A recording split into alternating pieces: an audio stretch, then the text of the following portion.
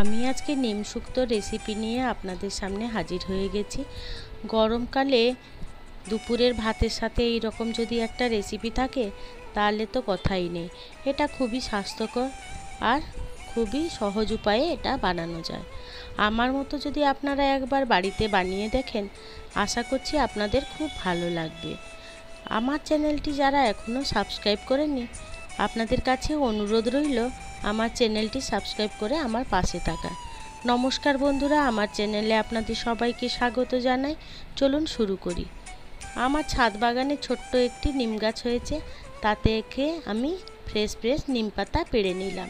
নিম পাতাগুলো খুব কচি আছে, নরম। সেগুলোকে এনে আমি পরিষ্কার করে ধুয়ে নিয়েছি। ধুয়ে এবারে আমি ডাঁটাটা বাদ দিয়ে পাতাটা শুধু নিয়ে নেব। আমার এক বাটি মতন হয়েছে পাতা।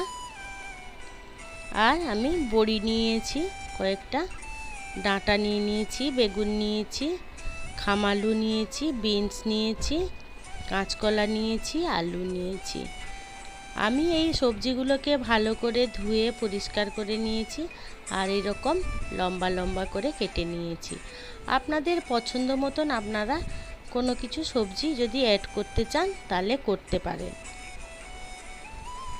আর এর মধ্যে যদি কিছু স্কিপ করতে চান তাও করতে পারেন। এটা খুব বানানো সোজা এবং খুব সহজ। সবজিগুলোকে আমি এক সাইড করে রাখলাম। এবারে গ্যাসে আমি কড়াই বসিয়ে দিলাম। কড়াইটা গরম হলে তাতে আমি 2 কাপ জল দিয়ে দেবো। 1 চামচ নুন দিয়ে দিলাম স্বাদ মতো, 1 চামচ হলুদ গুঁড়ো দিয়ে দিলাম। এবারে জলটা আমি ফুটতে দেবো। জলটা বেশ ফুটবো হয়ে এলে আমি এক এক করে সবজিগুলো দিয়ে দেবো। শুধু ডাঁটাটা আর বেগুনটা দেবো না এখন। বেশ মিনিট 5 ফুটিয়ে নিলাম। এবারে ডাঁটাটা দিয়ে দিলাম, বেগুনটা কিন্তু এখনও দেবো না। আবার 3-4 মিনিট ফুটিয়ে নিয়ে এবারে আমি বেগুনটা দিয়ে দিলাম। এই করে আমি সমস্ত সবজি ভালো করে সেদ্ধ করে নেব। ডাঁটা আর বেগুন পরে দিলাম কি এদের সেদ্ধ হয়ে যায় তাড়াতাড়ি আর গলে যাবে, তাই জন্য এটা পরে ধাপে আমি দিয়ে সেদ্ধ করে নিলাম। এবারে 2টো কাঁচা লঙ্কা চিড়ে দিয়ে দিলাম আর 2 চামচ সর্ষে বাটা দিয়ে দিলাম। দিয়ে আলাদা একটা পাত্রে ঢেলে রাখলাম। এবারে কড়াইটা ধুয়ে নিয়ে বসিয়ে দিলাম।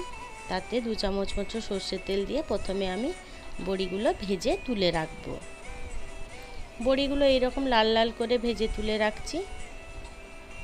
ওই ঝোলের মধ্যে দিয়ে দিলাম। এবারে ফোড়নে দেবো রাঁধুনি 1/2 চামচ, 1 চামচ 5 ফোড়ন আর 2টো শুকনো লঙ্কা। বেশ মিষ্টি গন্ধ বেরোলে আমি ওই নিম পাতাটা কুচি করে রেখেছিলাম, কুচি করা নিম পাতাটা দিয়ে দিলাম।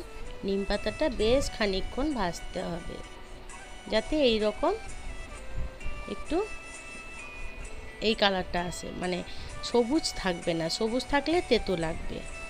এবারে হয়ে গেল ভাজা। এবারে আমি সমস্ত সবজিগুলো ওতে ঢেলে দেবো। ঢেলে বেশ ভালো করে সব সবজিগুলো একসাথে ওই নিম পাতা দিয়ে মিশিয়ে নেব। এবারে এটাকে ফুটতে দেবো। ফুটে আমি কয়েক মিনিট রান্না করে নেব।